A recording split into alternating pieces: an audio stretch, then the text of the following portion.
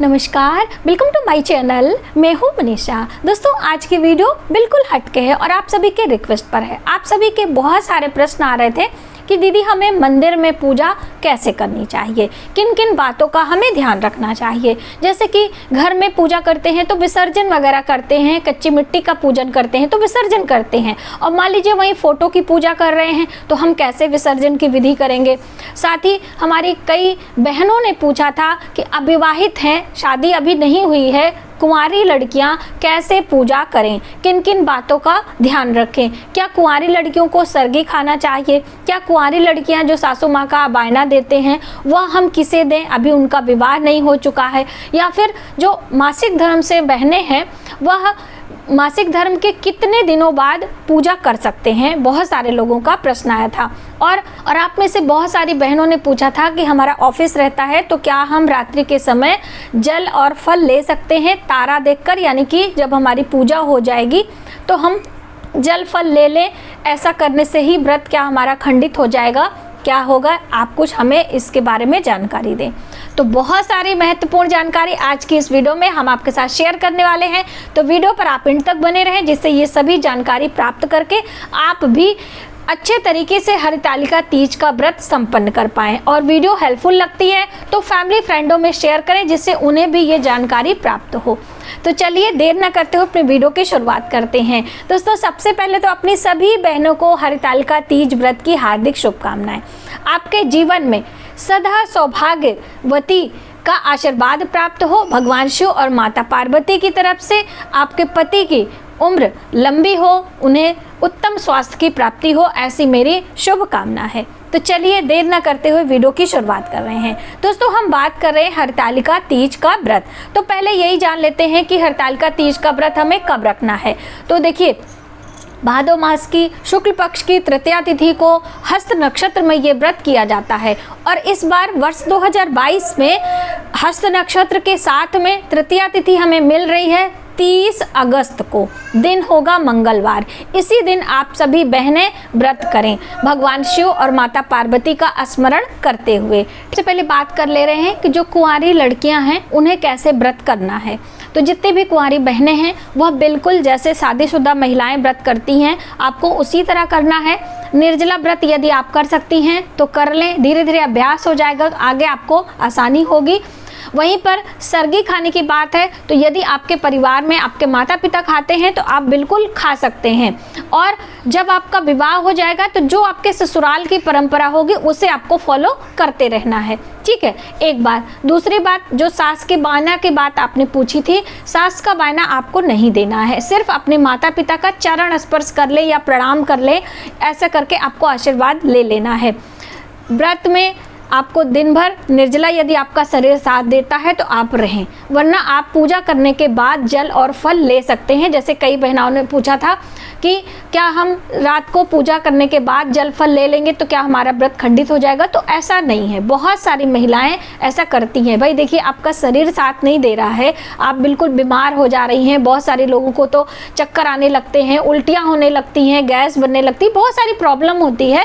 तो ऐसा ना हो इसके लिए आप कुछ जल फल लेकर व्रत कर सकते हैं। ठीक है, मैंने आपको हर वीडियो में यही बताया है कि जब आपका शरीर साथ न दे तो आप ऐसा कोई व्रत उपास ना करें। ऐसा हमारे भगवान भी नहीं चाहते, हमारे ईश्वर भी नहीं चाहते हैं।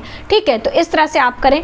रही बात सुहाग की चीज़ों को चढ़ाने की, तो आप में से बहुत सारे लोगों ने पूछा था कि हम कुंवारी लड़कियां हैं तो क्या हम सुहाग की चीज़ें चढ़ाएं कि ना चढ़ाएं। तो देखिए, आपको कुछ चीज़ें तो चढ़ानी ही हैं, जैसे कि आप बिछुआ नहीं चढ़ा सकते, आप पायल नहीं चढ़ाएं, लेकिन चूड़ी, बिंदी, महावर, सिंदूर ये सब आप चढ़ा सकते हैं। देखिए, ये जो चीज़ें हैं हम माँ गौरी को चढ़ाते हैं। माँ गौरी अखंड सौभाग्य की देवी मानी जाती हैं। माता पार्वती और भगवान शिव की पूजा उपाय के रूप में भी कुंवारी लड़कियों के लिए बताया जाता है कि जब आपके विवाह में विलंब हो रहा है तो आप माँ गौरी की पूजा करें भगवान शिव के साथ में संयुक्त तरीके से, यानी कि दोनों के साथ में पूजा करें, और सुहाग की 16 चीज़ें आप उन्हें चढ़ाएं और साथ ही एक संयुक्त माला ले लें, उन्हें चढ़ाएं। इस तरह से उनका आशीर्वाद यदि आपको मिलेगा तो आपके विवाह का जल्द योग भी बनता है।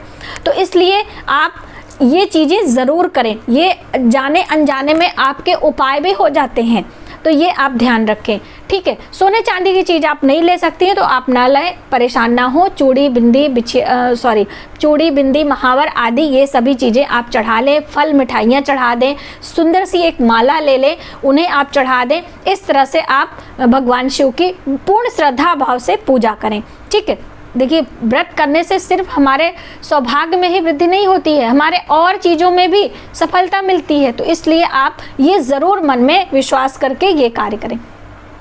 अब बात करते हैं कि जो शादीशुदा महिलाएं हैं, उन्होंने पूछा था कि हम मंदिर में पूजा करते हैं तो वहाँ पर सुहाग कैसे लें या फिर विसर्जन की विधि कैसे करें, वहाँ पर नहीं होती है। तो देखिए, जब हम घर में कर रहे हैं और कच्ची मिट्टी की पूजा कर रहे हैं तो उसका विसर्जन जरूरी होता है। जैसे कि सावन मास में आपने देखा कि जब हम रुद्राभिषेक करते हैं तो वहीं पर जब हम पार्थिव शिवलिंग बनाते हैं तो उसका पूजन करते हैं, उसके बाद विसर्जन करते हैं। उसी प्रकार से इस व्रत में भी भगवान शिव की कच्ची मिट्टी की पूजा जब हम करेंगे तो विसर्जन करना ज़रूरी है। वहीं पर यदि आप फोटो प्रतिमा रख के पूजा कर रही हैं तो विसर्जन करने की ज़रूरत नहीं है। आप फोटो प्रतिमा अपने मंदिर में ले जाके रख लें।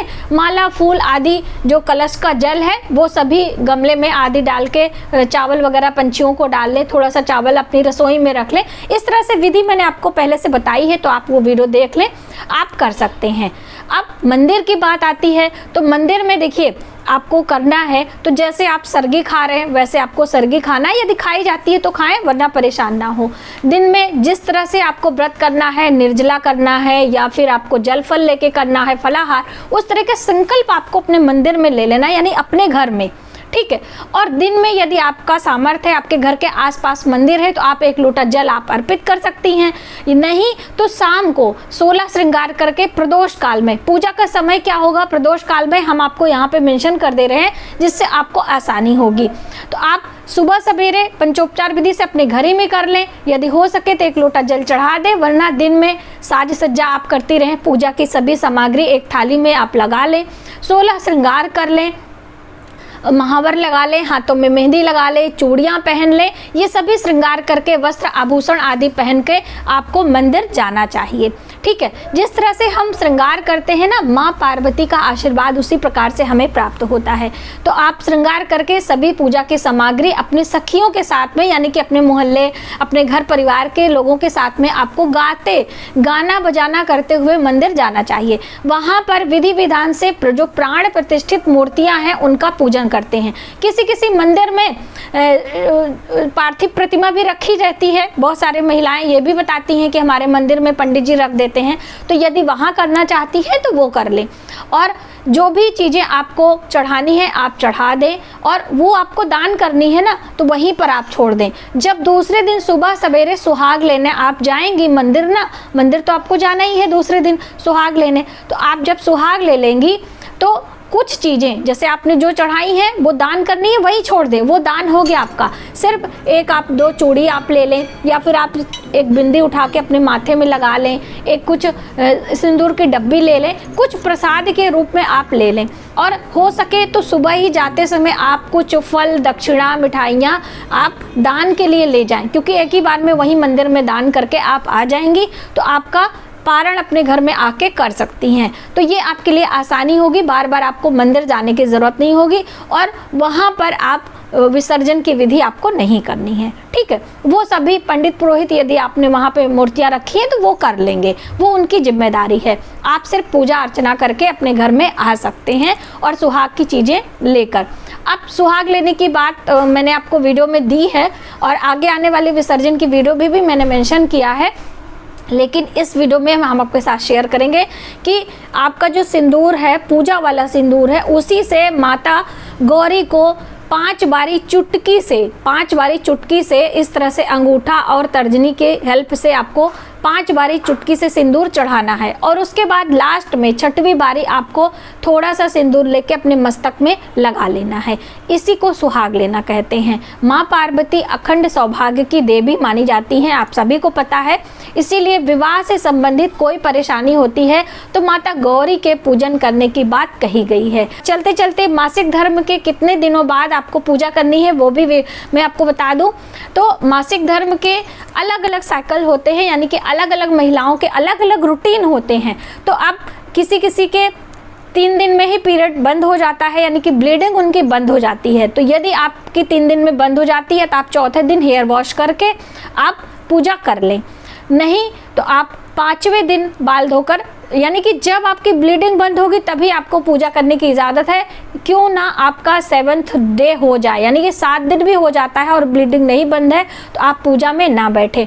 आप कथा सुन सकती हैं, अपने मुखारबिंद से मंत्रों का जप कर सकती हैं, आप पूजा देख सकती हैं बैठ के, लेकिन आप पूजा की चीज़ों को स्पर्श ना करें, आप पूजा ना करें, व्रत आप ज़रूर करें। तो इस तरह से छोटी छोटी बातों का आपको ध्यान रखना है। तो हमें उम्मीद है अब मुझे चलना चाहिए। अगले वीडियो में अगले अंक में मिलते हैं। और दोस्तों मैं आपको बता दूं कि हर रविवार को लाइव सेशन मेरा होता है शाम को 6 बजे से। तो आने वाले यानी कल रविवार है और लाइव सेशन में आप अगर आके और भी सवाल है तो आप पूछ सकते हैं, सभी सवालों के जवाब दिए जाएंगे और भी बहुत सारी जानकारियों के साथ में कि हमें हेयर वॉश कैसे करना है, उस दिन किन चीज़ का इस्तेमाल हमें ज़रूर करना है, बहुत सारी बातें। तो चलिए मिलते हैं एक नई वीडियो में नई जानकारी के साथ। तब तक आप अपना ख्याल रखें। जय शिव शंभो।